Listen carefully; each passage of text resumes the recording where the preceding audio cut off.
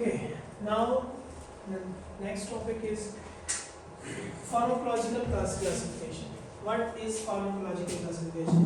This is the second part of our today's topic, that drug effects.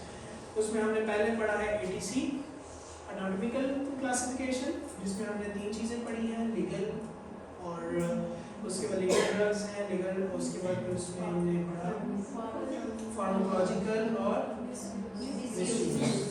अब हम पढ़ते हैं सेकंड पॉइंट है pharmacological classification किस तरह की होती है. It describes a drug properties in a specific way. It is based on mechanism of action and includes only those drugs that have a similar mechanism of action. Okay? Similar mechanism of action जिस तरह हमने already पढ़ चुके हैं कि classification pharmacology में क्या होगा कि न्यूमेरल पैनाडोल सिमिलर क्लासिफिकेशन है. ठीक है. एनाटॉमी का ऑटोनॉमिक नर्वस सिस्टम के अंदर ड्रग, इसमें जो है ना फिर ये क्लासिफिकेशंस के अंदर हमने ड्रग्स पढ़ेंगे जो किस क्लास में फॉल करती हैं, क्लासेस हैं. ऑटोनॉमिक नर्वस सिस्टम ड्रग्स, इसकी मिसाल ऑटोनॉमिक नर्वस सिस्टम ड्रग्स के अंदर हम लोग डिजीज का नाम दे देते हैं. हमारे पास आ जाती है ऑटोनॉमिक नर्वस अल्जाइमर्स है. ठीक है. अल्जाइमर्स में क्या हो रहा है, हमारे पास जो है नर्वस सिस्टम में हमारा ब्रेन जो है वो कंस्ट्रिक्ट हो रहा है. ठीक है. तो उसके लिए हम लोग डोपामिन देते हैं टैबलेट. ठीक है.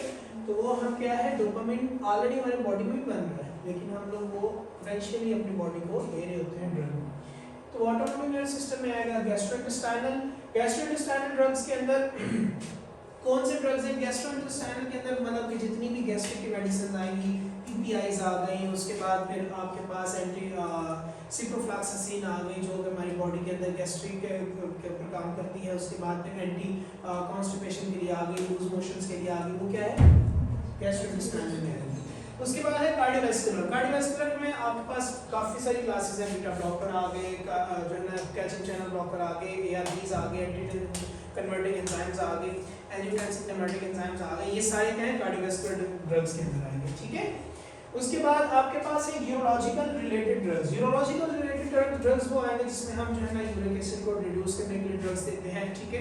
सिमिलरली इस तरह के हमारे पास बहुत सारे और भी ड्रग्स आते हैं यूरोलॉजी के अंदर. जो प्रोस्टेट को कम करने के लिए हम लोग मेडिसिन दे रहे होते हैं, वो सारी क्या है, यूरोलॉजिकल ड्रग्स के अंदर आएंगे. ठीक है. उसके बाद रेस्पिरेटरी के अंदर respiratory. In British language it is we called as respiratory, but if we are going to Irish or Australian accent we are going to say that respiratory. ठीक है. तो respiratory drugs और respiratory drugs क्या है जी, ये वो drugs हैं जिसमें asthmatic drugs हो गए, vasodilations देते हैं. asthmatic के लिए हम लोग क्लिनल ए एटम सल्बुटामोल यूज़ करते हैं. उसके बाद फिर हम लोग स्टीरॉइड्स यूज़ करते हैं अस्थमा को खत्म करने के लिए. These are drugs are comes in respiratory drugs. Central nervous system drugs में क्या है, आपके पास एंटी डिप्रेसिव ड्रग्स आ गए, एंटीसाइकोटिक्स आ गए. ये क्या है, ये सारे के सारे आपके सेंट्रल नर्वस सिस्टम में आते हैं. Analgesics, anti inflammatories and antipyretic drugs. ये तीनों की जो थोड़ी सी जो ब्रांचेस हैं वो सिमिलर होती हैं, इसलिए सेम एक ही ग्रुप में रखा गया है. एनाल्जेसिक्स जो पेन को कंट्रोल करते हैं, एंटी इन्फ्लेमेटरी जो इन्फ्लेमेशन को कंट्रोल करते हैं, और एंटीपायरेटिक्स जो के फीवर को कंट्रोल करते हैं. ये सिमिलर तीनों एक ही क्लास में आ जाती है. एंटी एनाल्जेसिक्स, अब पैनाडोल, यहाँ सपोज कर लेते हैं पैनाडोल एक्स्ट्रा.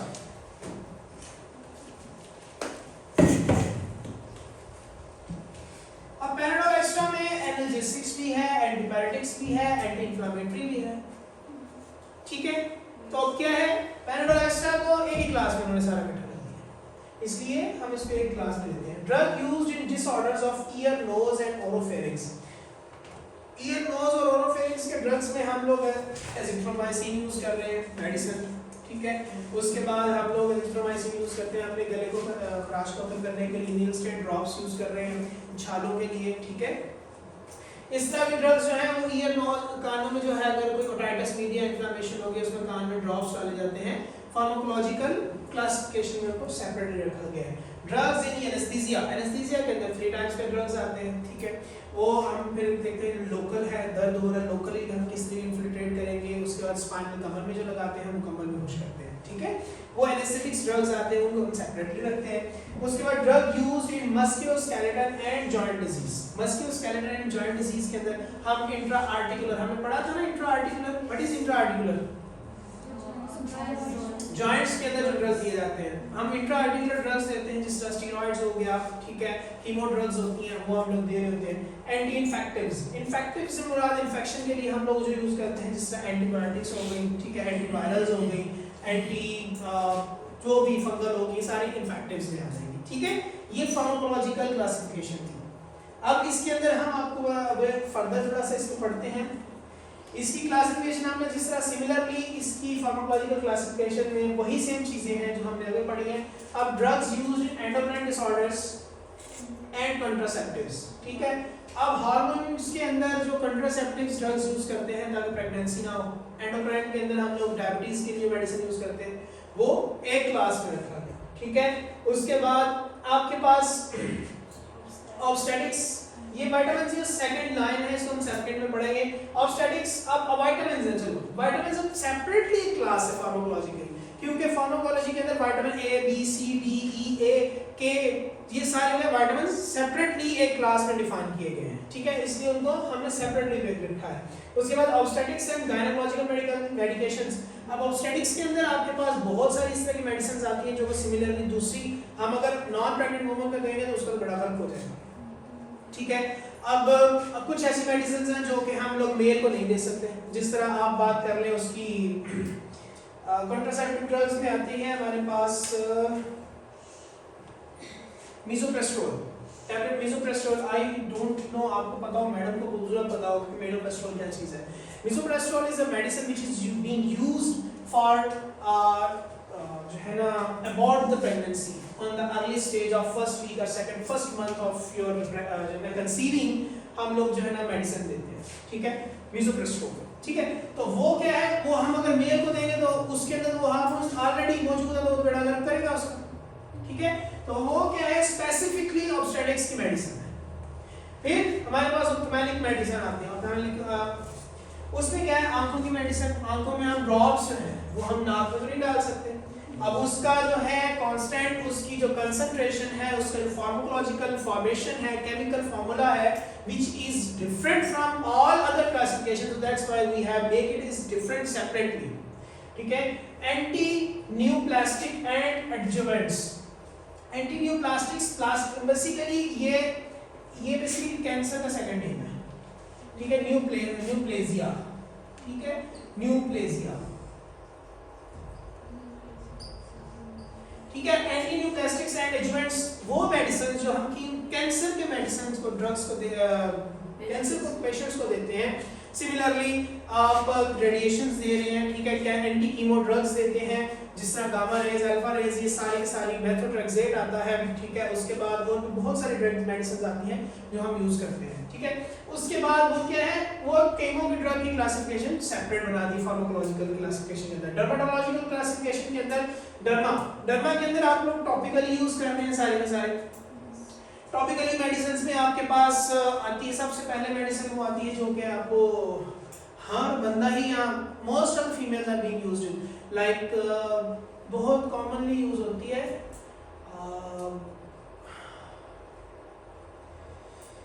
क्रीम है जो कि मिक्स करके आप लोग जो है ना चेहरे के ऊपर इस्तेमाल करते हैं दानों को खत्म करने के लिए, क्या नाम है उसका? डर्मोवेट। वो क्या है, बेसिकली हम लोग ओवर द काउंटर मेडिसिन लेके इसको इस्तेमाल करते हैं। वो क्या है, डर्मेटोलॉजिकल जो है एजेंट है। उसके अलावा हमारे पास बहुत सारी ऐसी मेडिसिन है, सिफिलिस के लिए एंटीसाइक्लोविर मेडिसिन आ गई। अब एसाइक्लोविर ट्यूब जो आएगी वो हम कहेंगे डर्मेटोलॉजिकल जो है ड्रग्स के अंदर आएगी, लेकिन अगर वो एसाइक्लोविर टैबलेट होगी तो उसका इफेक्ट कुछ और होगा और वो कहीं और के लिए इस्तेमाल हो रही होगी, ठीक है, तो वो डर्मा में नहीं इंक्लूड करेगी, ठीक है जी।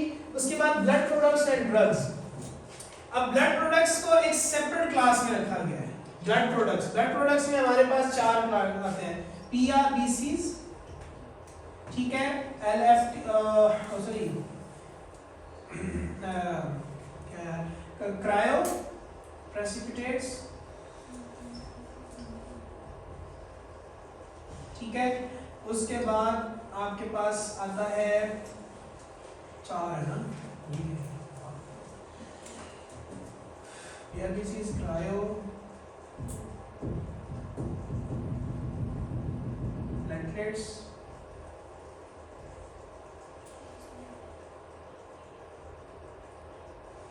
और प्लाज्मा, प्लाज्मा में क्या हमारे पास आ रहा है,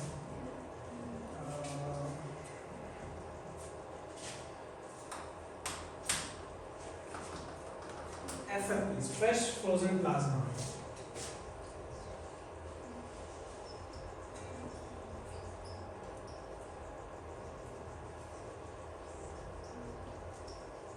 ठीक है, अब ये क्या है, ये 4 हैं जो ब्लड प्रोडक्ट्स हैं, जो ब्लड से ही एक्सट्रैक्ट किए जाते हैं और ब्लड में ही वापस दिए जाते हैं।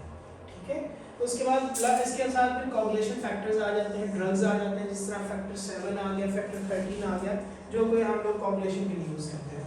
उसके बाद इम्यूनोलॉजिकल प्रिपरेशंस, इम्यूनोलॉजिकल प्रिपरेशंस में आपके पास जब आप देखें, ये आप देते हैं सारे के सारे ड्रग्स, उसके लिए अभी तक जो दी है वो सारी की सारी किसी चीज के लिए दे रहे हैं। अब इम्यूनोलॉजिकल ड्रग्स में क्या है, इम्यूनोलॉजिकल ड्रग्स में आप लोग हेपेटाइटिस सी की मेडिसिन देते हैं। हेपेटाइटिस सी की प्रिवेंशन तो नहीं हो सकती, लेकिन उसमें हम लोगों ने इम्यून को स्ट्रेस रखना है ताकि वो एक उल्टा एक्ट ना करे, जिस तरह आप लोग स्टीरॉइड्स थेरेपी देते हैं। ठीक है, आप स्टीरॉइड्स थेरेपी में क्या दे रहे हैं, स्टीरॉइड्स में हम लोग जो दवाई देते हैं ताकि जो है ना एलर्जी रिएक्शन ना हो। अब वो इम्यूनोलॉजिकल, हाँ अपने इम्यून को थोड़ा कह रहे हैं भाई तो ठंडा रहे, इतना गुस्सा ना कर, वो क्या है, इम्यूनोलॉजिकल ड्रग्स है। ठीक है, steroids, anti histamines and anti allergies. Histamines, anti histamines या एवल हो गया, एवल देते हैं, एंटी एलर्जीज भी वही चीज है, ये क्लास स्पेसिफिक क्लास है। ठीक है, वैक्सीन्स रिलेटेड प्रोडक्ट्स, वैक्सीन्स जो है वो हम लोग सेपरेटली उनको क्लास में रखते हैं। ठीक है, drugs for correcting water electrolytes acid base distribution, अब इसके लिए फ्लूइड्स दिए जाते हैं, ये पूरी क्लास से फ्लूइड्स की है। देखिए, अब हमने फार्माकोलॉजिकल क्लासिफिकेशन की है, जिसमें हमने फार्मा को देखा है कि ये काम कहां करेगी। अभी हम इसको ये नहीं देख रहे कि ये यहां भी कर सकती है, यहां भी कर सकती है, यहां भी कर सकती है, ये तो हर जगह काम करती है। बस साइक्लोविर की टैबलेट भी आती है, मेडिसिन भी, सिरप भी आता है, उसका कैप्सूल भी आता है, उसका टीका भी आता है, उसका जो है टॉपिकल भी आती है। तो हमने डर्मेटोलॉजिकल में साइक्लोविर को लिखा, हमने कहा कि जी हम अगर बात करें उसमें, इसमें न्यूप्लाज्मिक में बात करें, उसमें भी हम साइक्लोविर दे रहे होते हैं। ठीक है, कोई वायरल इन्फेक्शन हो जाए उसमें भी हम दे रहे होते हैं।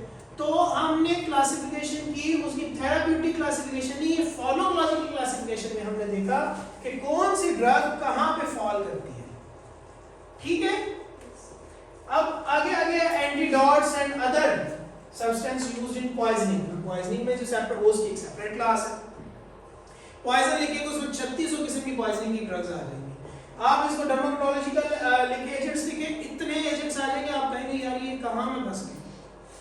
ठीक है, तो हर क्लास की फार्माकोलॉजिकल क्लासिफिकेशन में इस तरह के ड्रग्स को ढूंढना पड़े तो आप इस तरह ढूंढ सकते हैं। ठीक है, थेराप्यूटिक क्लासिफिकेशन, नेक्स्ट है therapeutic classification drugs. Therapeutic classification class are broad, ये ब्रॉड है, actually it's a word broad, BROAD। ठीक है, broad categories based on therapeutic intent. Therapeutic intent से मुराद के जो थेराप्यूटिक जो प्रॉब्लम है उसके मुताबिक दवाई दी जाएगी, इसको कहते हैं therapeutic made classification. Group drugs grouped by therapeutic classifier in very different ways. They are not chemically similar. They have different mechanism of actions. ठीक है, अब कुछ ऐसी ड्रग्स हैं, अब देखो हम लोग एक हो मरीज है उसको कॉन्स्टिपेशन है,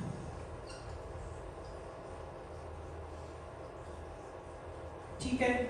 अब कॉन्स्टिपेशन में हम लोगों ने एक उसको दिया सिकिलेक्स ड्रॉप्स दिए, ठीक है। उसके साथ हमने उसको जो है वो दे दिया, सिरप दे दिया। कौन सा सिरप आता है? लाइलैक दे दो,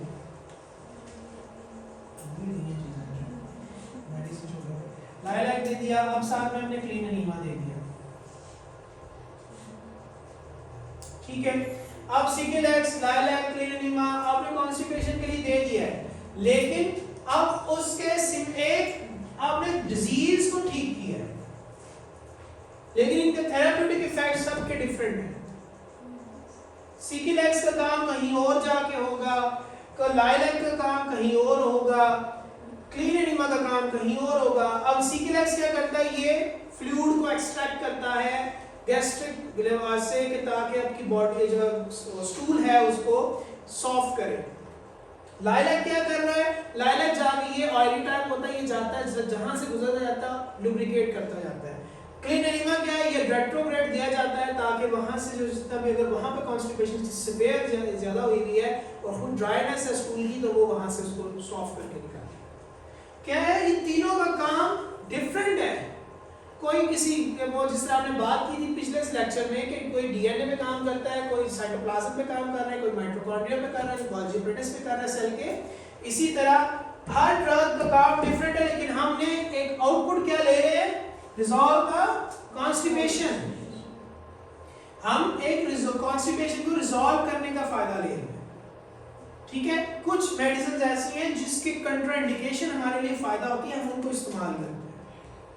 जिस तरह अब याद नहीं आ रहा, कुछ ऐसी मेडिसिन हम लोग दिया करते थे, जिस तरह हम क्या करते हैं H2 रिसेप्टर्स देते हैं, एंटी हिस्टामिन्स दे रहे हैं, एविल, ठीक है। अब एविल का काम क्या है, एलर्जी का इशू सिर्फ हम लोग पढ़ते हैं एलर्जी का इशू है, लेकिन एक्चुअली वो आपके इम्यूनोलॉजिकल जाके H2 ब्लॉक कर देता है। अब H2 ब्लॉक करेगा तो एलर्जी कम हो जाएगी, हमें उसका साइड इफेक्ट का फायदा हो रहा है, तो इसलिए हम उसको इस्तेमाल कर रहे हैं। हमने मेन थेराप्यूटिक क्लासिफिकेशन में हम लोग we have to attain our goal, हमें अपना गोल अचीव करना होता है। समझ आ गई बात की, मेन मकसद हमारा ये होता है। नेक्स्ट है गैस्ट्रोइंटेस्टाइनल, मिसाल के तौर पे दे रहा है कि गैस्ट्रोइंटेस्टाइनल ड्रग्स में प्रोडक्ट फॉर्म में इनहिबिटर्स आते हैं, पीपीआईज। पीपीआईज में आपके पास आता है क्या यार नाम है, राइजिक में कौन सा, ओमिप्राजोल, ठीक है, इसोप्राजोल, निप्राजोल, जितने भी हैं ये सारे इसमें आते हैं। अब H2 receptor similarly different drug है, लेकिन हमने काम क्या ले रहे हैं, हम एसिडिटी पेट की खत्म कर रहे हैं, ठीक है। रीनल ड्रग्स में एरिथ्रोपोइसिस स्टिमुलेटिंग एजेंट्स आते हैं ताकि हमारी जो है एरिथ्रोपोइसिस जो है वो हमारा क्या काम करता है, वो हमारी किडनीज को स्ट्रॉन्ग करता है, इफेक्ट करने में काम करता है। हमने क्या किडनी फेलियर से भी जिसको बचा रहे हैं, लेकिन ये क्या है, एरिथ्रोपोइटिन क्या है, एरिथ्रोपोइटिन बेसिकली एक एक्सट्रैक्टेड अमाउंट फ्लूइड होता है जो हम खरगोश रैबिट की बोन से लेते हैं, ठीक है, और इसको हम यूज करते हैं किडनीज के अंदर उसको स्टिमुलेट करने के लिए, ठीक है। उसके बाद कार्डियोवैस्कुलर ड्रग्स में सीसीबीज हैं, एआरबीज हैं, बीटा ब्लॉकर्स हैं, कैल्शियम चैनल ब्लॉकर्स हो गए, एंजियोटेंसिन कन्वर्टिंग एंजाइम्स हो गए, एआरबी एंजियोटेंसिन रेजिस्टेंट एंजाइम्स हो गए, बीटा ब्लॉकर्स हो गए, और न्यूरोलॉजिकल ड्रग्स में ओपियाइड्स हो गए, बार्बिचुरेट्स हो गए। बार्बिचुरेट्स वो ड्रग्स हो गए जिसमें एपिगाल आप लोग यूज करते हैं, फिट्स पड़ते हैं तो मरीज को इस्तेमाल किया जाता है, ठीक है, वो क्या है, बार्बिचुरेट्स आ गए। ये क्लासिफिकेशन थी थेरेपी, हम किसी भी बीमारी को देख के जो दवाई देते हैं वो थेरेपी क्लासिफिकेशन में है। हम जो क्लास को देख के उसकी बीमारी डिफाइन करते हैं वो pharmacological classification, understood. Therapeutic classifications के ड्रग्स में क्या कौन कौन से हैं, साइकियाट्रिक ड्रग्स हैं, रेस्पिरेटरी ड्रग्स हैं, एंडोक्राइन ड्रग्स हैं, रूमेटिक ड्रग्स हैं, रूमेटिक डिसऑर्डर ऑस्टियोपोरोसिस हो गया, रूमेटॉइड आर्थराइटिस हो गया, ठीक है, यूरोलॉजिकल ड्रग्स हो गए, अल्फा रिडक्टेज इनहिबिटर्स हो गए, ऑप्थेल्मिक एंड ऑटोलैरिंजियल ड्रग्स। ऑटोलैरिंजियल से मुराद आपके कान, आपका गला, आपका नाक तीनों जो है एक जगह पे जाके मिलते हैं, इसलिए हम ऑटोलैरिंजियल कहते हैं, ओटाइटिस कान का, ठीक है, ऑटोलैरिंजियल ड्रग्स, ठीक है। ग्लाउकोमा हो गया, आंख का मसला है ग्लाउकोमा, मोतिया। Infectious disease drugs, antibiotics, antivirals, etc, ठीक है। अब हम पढ़ते हैं, हमने क्लासिफिकेशन को पढ़ ली, अब नेक्स्ट है साइड इफेक्ट्स। हेमोबाडी कौन से, कहां पे, कैसे होते हैं, ठीक है जी। जो आप कैलकुलम के मुताबिक हैं हम वही सिर्फ पढ़ेंगे, ज्यादा नहीं पढ़ेंगे। अब एंटीबायोटिक्स के जो साइड इफेक्ट्स हैं वो क्या क्या है, कोई भी दवाई देंगे एंटीबायोटिक्स होगी तो उसके क्या साइड इफेक्ट्स होंगे? रेस्ड इची स्किन रैश, अर्टिकेरिया और हाइव्स। हाइव्स मतलब बाजू के ऊपर कभी देखा है मोटे मोटे वो क्या उसे कहते हैं आप लोग, वो एक छोटा छोटा स्पॉट्स बन जाते हैं, वहां स्वेलिंग हो, थोड़ा सा उभार सा बन जाता है, हाइव्स कहते हैं उनको। जिस तरह मधुमक्खी काटती है वो छोटा छोटा उभार बन जाता है, ठीक है। हाइव्स की मेरे पास पिक्चर नहीं है। और अर्टिकेरिया भी, वो अर्टिकेरिया बेसिकली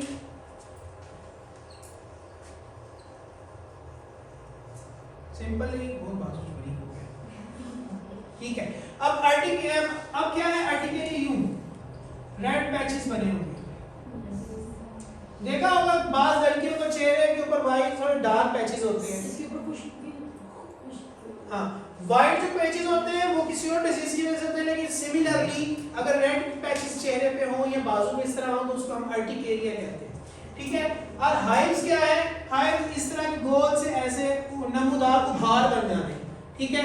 जिस तरह मच्छर काटने में, यस मच्छर काटने में नहीं बनता, उभार से बन जाता है, उसको हाइव्स कहते हैं। ये आपके रैशेस हैं एंटीबायोटिक्स के, एंटीबायोटिक्स के साइड इफेक्ट्स हैं। उसके बाद उसको कफिंग होगी, वीजिंग होगी, टाइटनेस ऑफ थ्रोट होगी, which can cause breathing difficulties। ये प्रॉब्लम आपकी एंटीबायोटिक्स की, अगर आप कोई दवा एंटीबायोटिक दे रहे हैं और कोई पूछता है what are the side effects, तो आप बता सकते हैं ये चीजें होंगी या हो सकती हैं, ठीक है।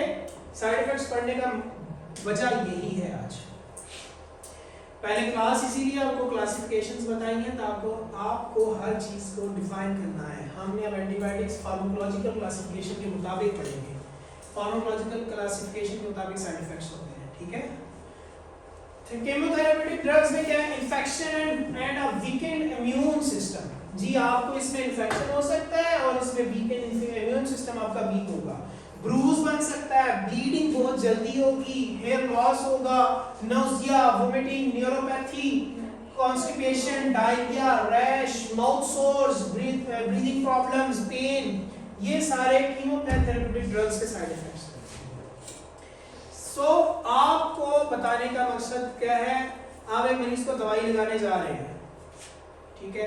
तो आप मरीज को दवाई लगाते हैं और आप मरीज पूछ लेता है why you are giving this medicine to me, what will this affect on me and what are the consequences that I will face after this medicine reaction।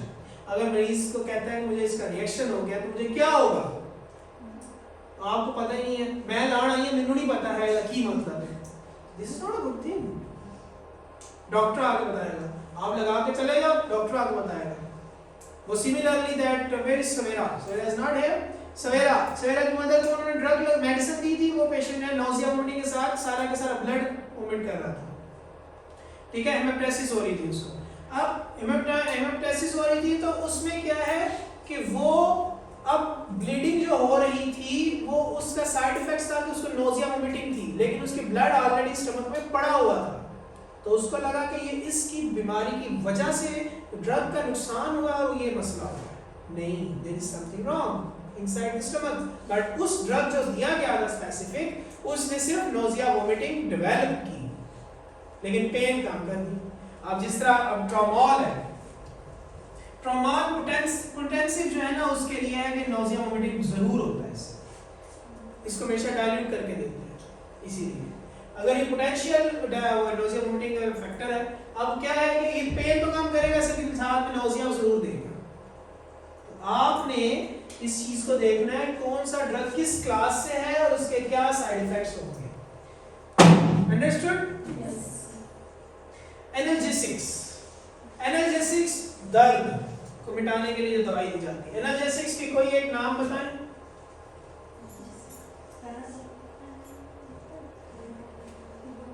केटोरिलैक, टोराडोल।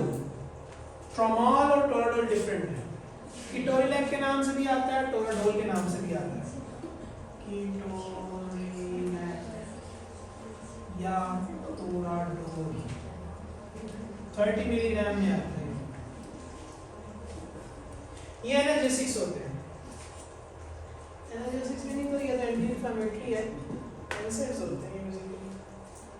Analgesics में आप क्या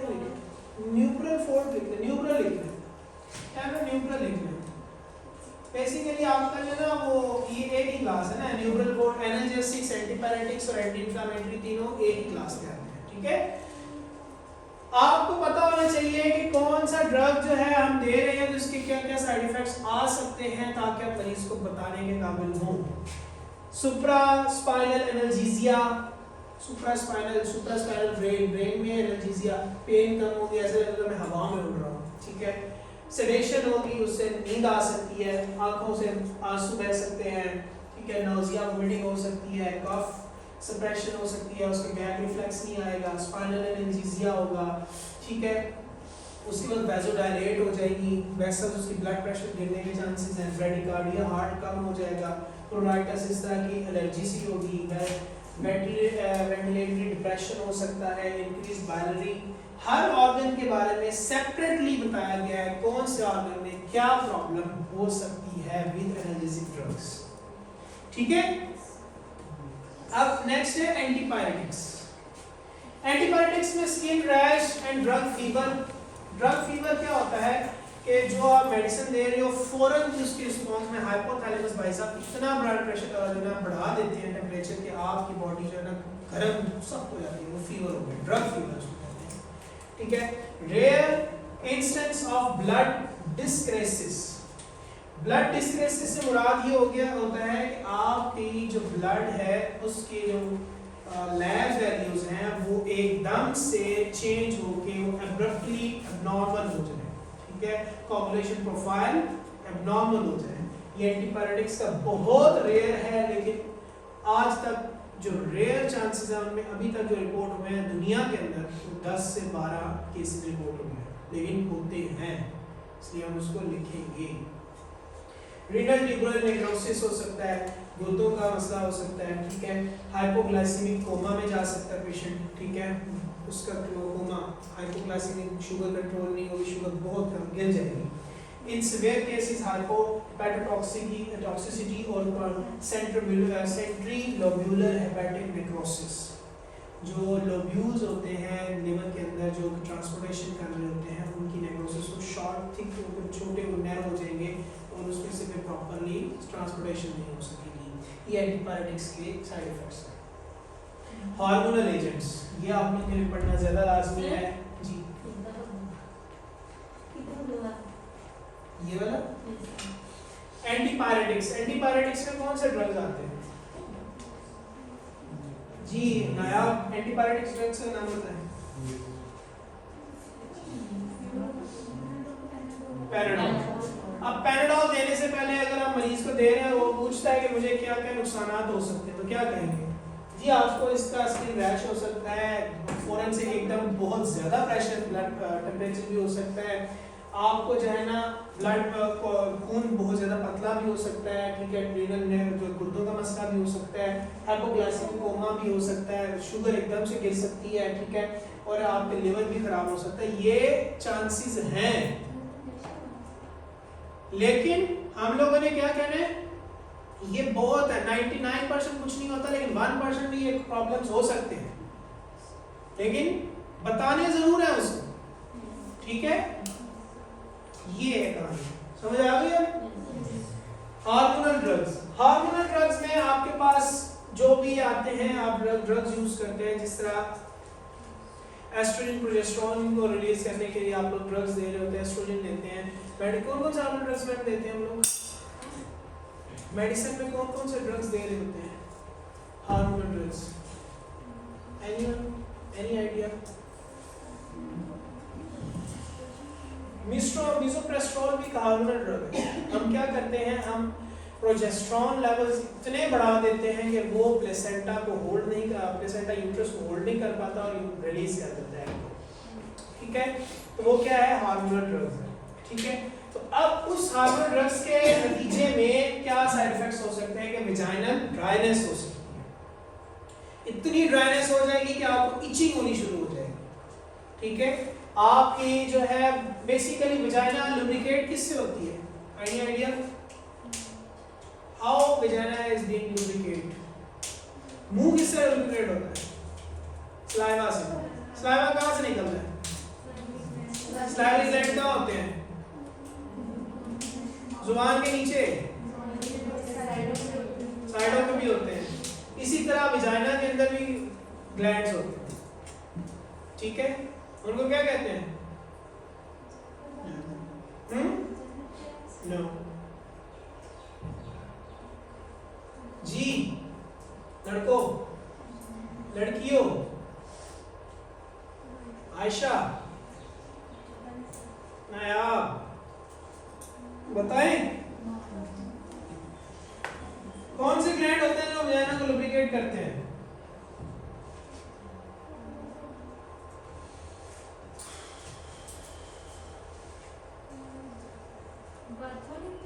यस,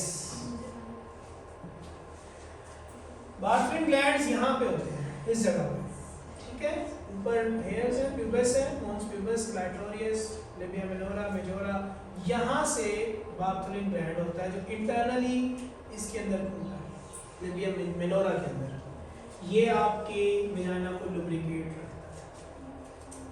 समझ आ रही है बात की? Sorry, Bartholin gland,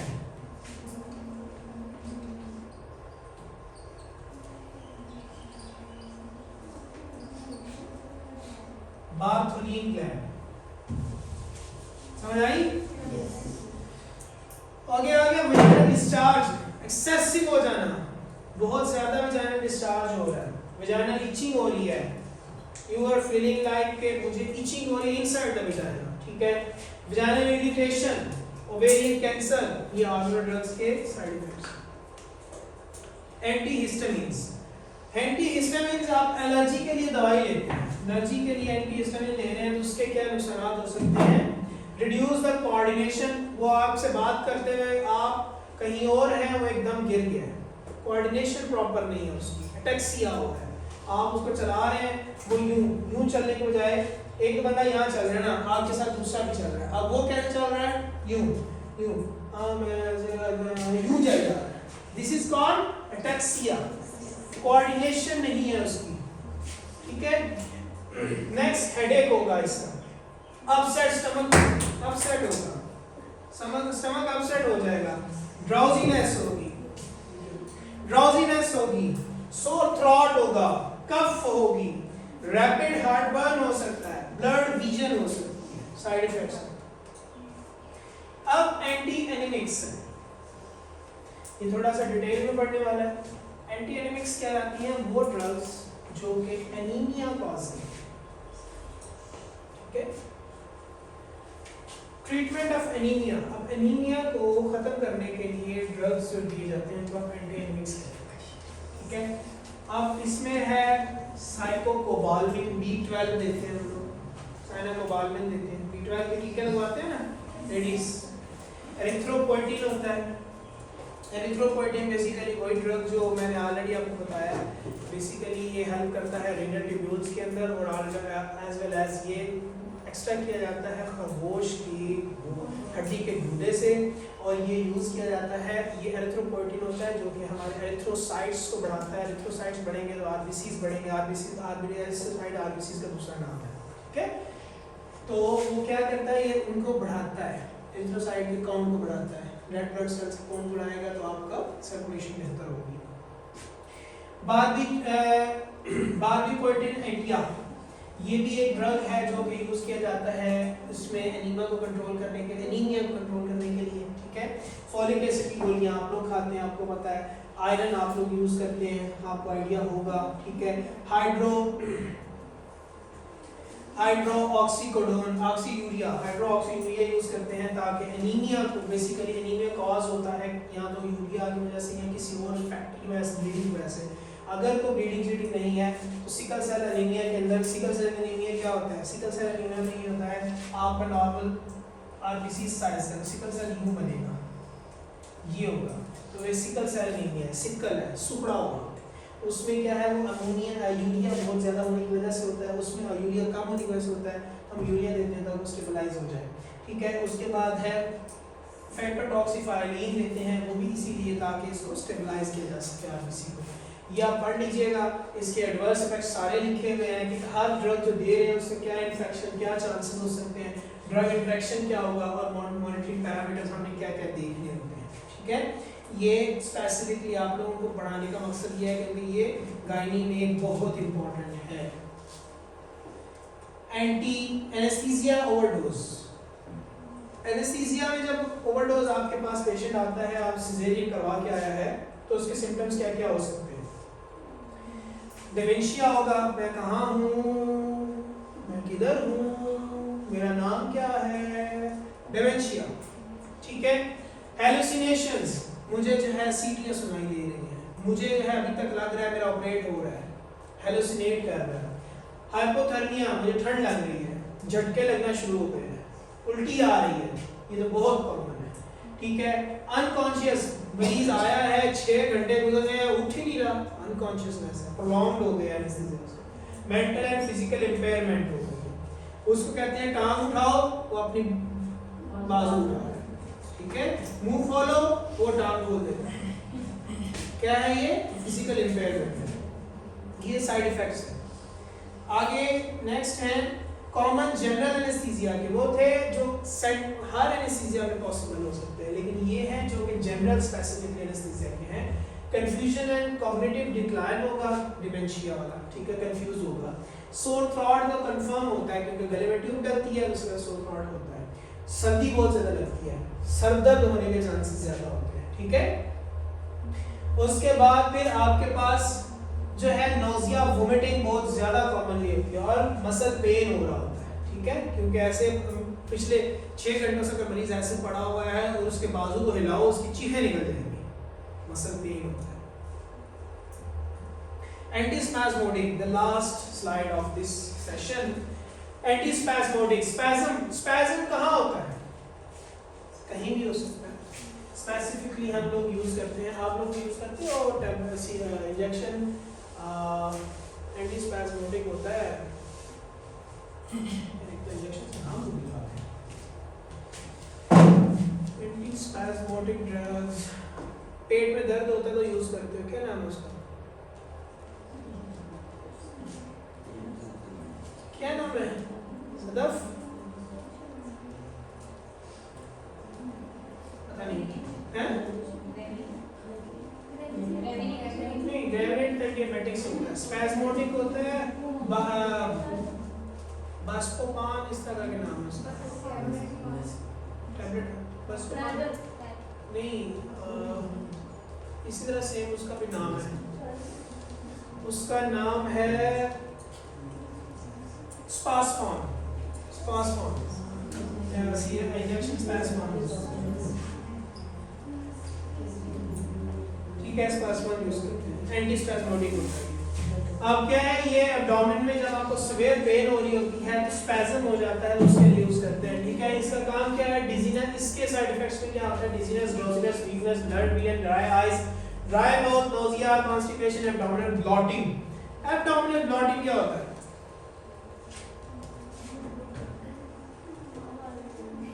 fullness of abdomen, ऐसे लगता है मैंने खाना खाया हुआ और मैं फुल भरा हुआ पेट, उसको कहते हैं ब्लॉटिंग, एब्डोमिनल ब्लॉटिंग। आपको लग रहा होता है आपका पेट बाहर आने को है, ब्लॉटिंग हो चुकी है। ठीक है, मे। Thank you. Anyone of you have any question? I hope so. This will be very wonderful class.